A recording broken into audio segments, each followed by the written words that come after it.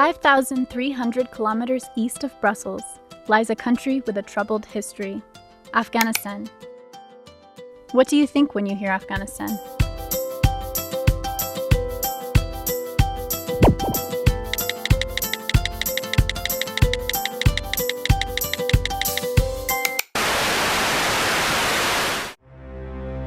A failed state with no political, social, or economic infrastructure, with women barred from social life, political participation, and even education.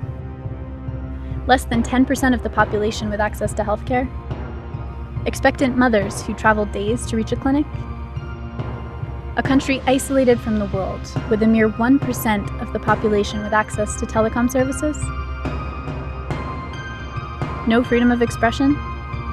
An oppressed country with no hope for the future.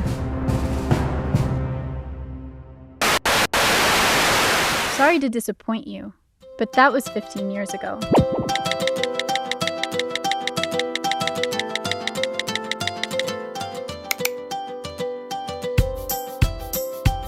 Today, Afghanistan has completely transformed. Today's Afghanistan has the best platform for freedom of expression in the region, with more than 75 television channels and hundreds of radio stations and publications. The $2 billion telecom industry serves 90% of the country, and 70% of Afghans have a cell phone. The country has seen a 400% increase in the number of health facilities, and more than 65% of our people now have access to healthcare. Maternal mortality has dropped 75% since 2002, and child mortality has plummeted to less than 10%. Women are increasingly becoming full citizens, both in practice and under law. 3.5 million girls attend schools every day, and young Afghan girls have strong female role models to look up to, with women comprising 20% of the nation's health workers, 28% of the parliament, and more than 70% of school teachers. 9.4 million children are enrolled in more than 15,000 schools across every province of the country. Female leaders represent Afghanistan across the country and the world, including 4 ambassadors, 4 government ministers, 250 judges, and 2,000 members of the security forces. The economy has rebounded, with GDP expanding more than 800% since 2001, and exports at an all-time high in 2015.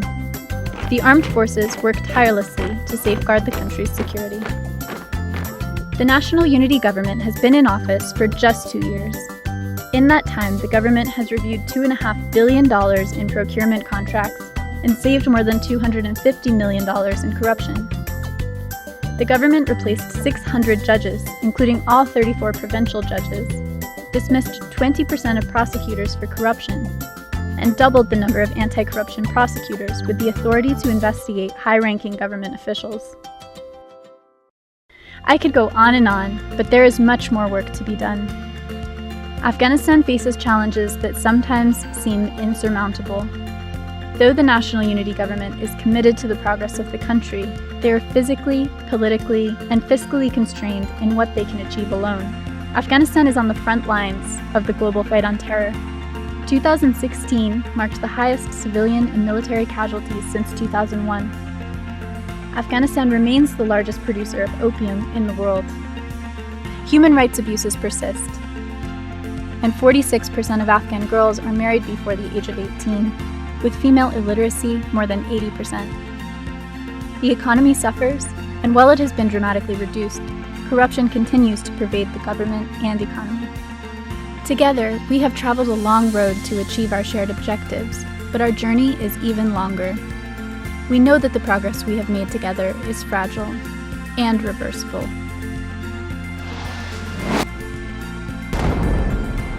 We face challenges, but we are a young nation, and we are committed to working hard to make our country a better place for all Afghans.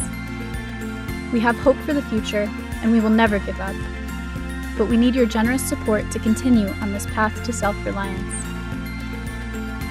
Together, we can make Afghanistan a success story.